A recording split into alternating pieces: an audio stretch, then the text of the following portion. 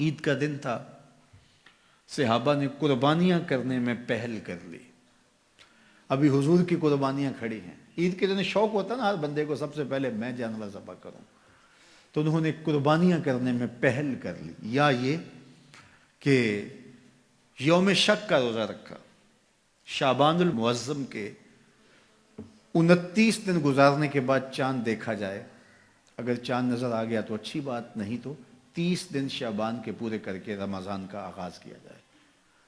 چاند دیکھا گیا، مطلع ابر آلود تھا، چاند نظر نہیں آیا، تو 30 دن پورے کرنے تھے اور پھر روزہ رکھنا تھا۔ تو بعض صحابہ نے روزہ رکھ لیا اس خیال سے کہ مطلع ابر آلود ہے، ہو سکتا ہے چاند طلوع ہوا ہو لیکن نظر نہیں آیا، چلو ہم رکھ لیتے ہیں، اور اگر چاند واقعی نظر آیا ہے تو پھر روزہ ہو جائے گا، نہیں تو نفلی روزہ تو ہوگا۔ حضور نے نہیں رکھا، کچھ صحابہ نے رکھ لیا۔ اللہ نے قرآن نازل کیا، اے ایمان والو اللہ اور اس کے رسول سے آگے کیوں بڑھتے؟ جب رسول اللہ نے روزہ نہیں رکھا تو تم کون ہو؟ حضور کی قربانیاں کھڑی ہیں، تم ذبح کر رہے ہو اور چاہتے ہو قربانیاں ہو جائیں گی۔ حکم آیا، قربانی تمہاری نہیں ہوئی لیکن چونکہ اللہ کے نام سے تم نے ذبح کیا ہے، حلال ہو گئے۔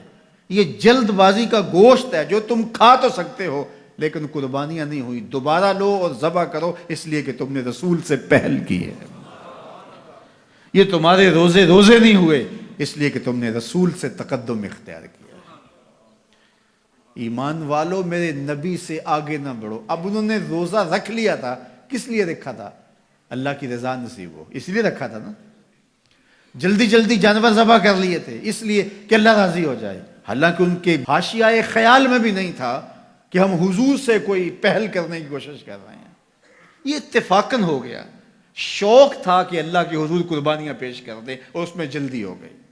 شوق تھا کہ چلو اللہ کی عبادت ہو جائے، شک کے دن کا بھی روزہ رکھ لیتے ہیں۔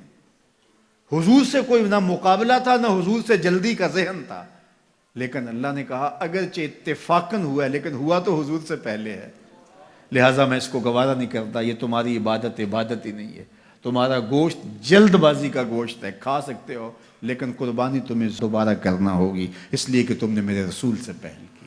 یہ ہے رسول اللہ کا ادب، یہ ہے رسول اللہ کی تعظیم۔ حدیبیہ کے مقام پر جب صحابہ نے پڑاؤ کیا، عثمان غنی رضی اللہ تعالیٰ عنہ سے فرمایا جاؤ تم جا کے اپنے رشتہ داروں سے کہو ہم لڑائی کے لیے نہیں آئے، ہم تو عمرے کے لیے آئے ہیں۔ تو حضرت عثمان غنی گئے تو انہوں نے کہا کہ عثمان ہم عمرہ انہیں نہیں کرنے دیں گے، لیکن اللہ کا گھر سامنے ہے، چلو تم آئے ہو تو طواف کر لو۔ حضرت عثمان غنی نے کہا عجیب لوگ ہو، حضور نہ کرے اور میں کر لوں۔ اللہ اکبر۔ اچھا، صحابہ کے ذہن میں بھی یہ بات آئی، ان کو طواف کا وہاں موقع مل گیا ہوگا، بچھڑے ہوئے تھے، کتنا عرصہ ہو گیا تھا مکے کو چھوڑ کے آئے ہوئے۔ جب حضرت عثمان غنی واپس آئے تو کہا کہ عثمان تم بڑے خوش قسمت ہو کہ تم نے طواف کر لیا ہوگا۔ کہا تمہاری غلط فہمی ہے، میری خوش قسمتی یہ نہیں کہ میں نے طواف کیا، یہ کیسے ہو سکتا ہے؟ حضرت عثمان نے کہا میں 1 سال بھی وہاں رکتا تو طواف نہ کرتا اگر میرے رسول نے نہیں کیا۔ تو دین ہی وہ ہے جو حضور کے تتبع میں ہو، حضور کی اتباع میں ہو، حضور کے پیچھے ہو۔ حضور کے پیچھے لگ کے اللہ ملتا ہے، آگے چل کے نہیں ملتا۔ یہ صحابہ مزاج سمجھتے تھے، لا تقدموا بین یدی اللہ ورسولہ۔ اللہ اکبر۔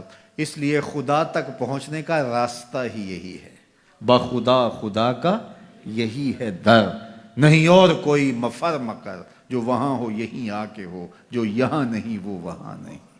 وہی لا مکان کے مکی ہوئے، سر عرش تخت نشیں ہوئے۔ یہ نبی ہیں جس کے ہیں وہ مکان، وہ خدا ہے جس کا مکان ہے۔ تو خدا تک پہنچنے کا یہی راستہ ہے۔